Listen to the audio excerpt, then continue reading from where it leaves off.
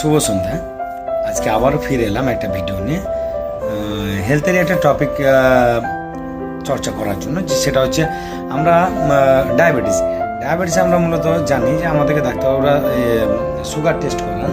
তো সেগুলো দেখা যায় তিন ধরনের টেস্ট হয়। একটা হচ্ছে ফাস্টিং ব্লাড সুগার বলতে বোঝায় আমি যে কালকে রাতে ঘুমিয়েছি, আজকে সকালবেলায় উঠলাম, এই যে টানা 7 থেকে 8 ঘন্টা ঘুমিয়ে থেকে উঠলাম, নিয়ে আমার যে ব্লাড সুগার টেস্টটা করাচ্ছি সেটা হচ্ছে ফাস্টিং ব্লাড সুগার।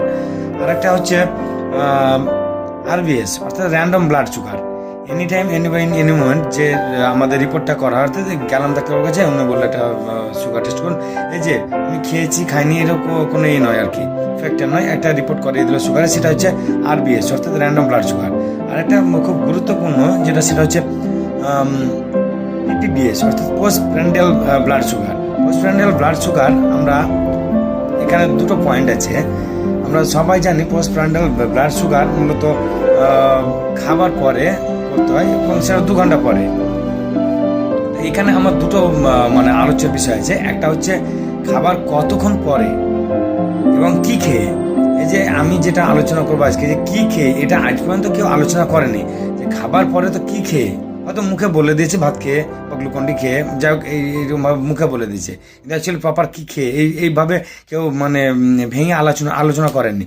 তো যাই হোক, আমাদের যেটা শুরু হবে খাবার পরে, অর্থাৎ খাবারটাও কতক্ষণ ধরে খাবো বা কতক্ষণ ধরে খেতে পারি আমি যদি একটু ডিলেভাবে খাই। তো যাই হোক, আমরা জানি মূলত পিপিবিএস 2 ঘন্টা খাবার 2 ঘন্টা পরে করা হয়, এবং এই খাবারটা আপনি ম্যাক্সিমাম 20 মিনিট সময় লাগবে, 20 মিনিটের মধ্যে আপনাকে খাবার দাওয়াটা সেরে নিতে হবে। এবং এই যে খাবার টাইমটা আপনার কাউন্টিং হবে।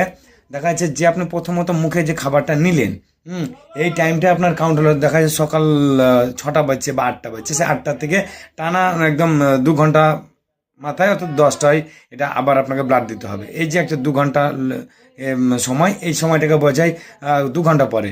কিন্তু এবার এখানে আরেকটা বিষয় হচ্ছে যে আমরা কি খাবো। তো যাই হোক, এই যে 20 মিনিটের মধ্যে স্বাভাবিক পরিমাণে কার্বোহাইড্রেট জাতীয় স্বাভাবিক ও সুষম খাবার খাবো। এবং এর কারণ হলো আপনার বা আমার শরীরে এই স্বাভাবিক খাদ্য কিভাবে পরিচালনা করে তা দেখা।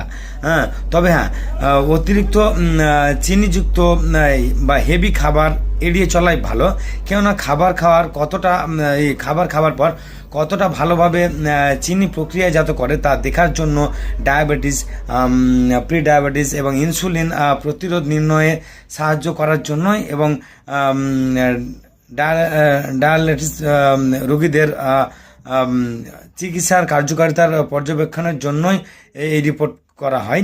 তো এখন বোঝা হচ্ছে খাবার 2 ঘন্টা পরে, এটা বললাম যে খাবার যখন মুখে নিচ্ছি এটা থেকে শুরু করে 2 ঘন্টা, তবে ম্যাক্সিমাম 20 মিনিট সময় দেবে খেতে, বা তার বেশি খাবার সময় দেওয়া যাবে না। আর আরেকটা বিষয় হচ্ছে কি খাবো। তো এই যে একটা কথা বললাম যে কার্বোহাইড্রেট জাতীয় বা স্বাভাবিক এবং সুষম খাবার, এবং কার্বোহাইড্রেট জাতীয় খাবার এবং সাধারণ সুষম খাবার বলতে মূলত বোঝায় ভাত বা রুটি, এই দুটোই খেতে হবে। আমরা এবার দেখা যাচ্ছে অনেকে বলবে, কেউ হয়তো এটা কমেন্ট করতে পারে যে সকালবেলায় আমরা জল খাবার খেয়ে পিপিবিএস করা যাবে না, করা যাবে না। বা বিস্কুট রুটি বা বিস্কুট চা খেয়ে, অনেক সময় সকালবেলা আমরা চা বিস্কুট খাই, চা বিস্কুট খেয়ে করা যাবে না, করা যাবে না। মূলত আপনার প্রধান খাবারটাই খেতে হবে ভাত অথবা রুটি, এটা দিয়ে।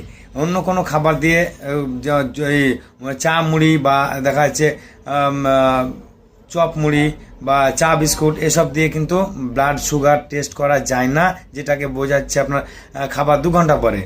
সুষম এবং কার্বোহাইড্রেট জাতীয় খাবার খেতে হবে।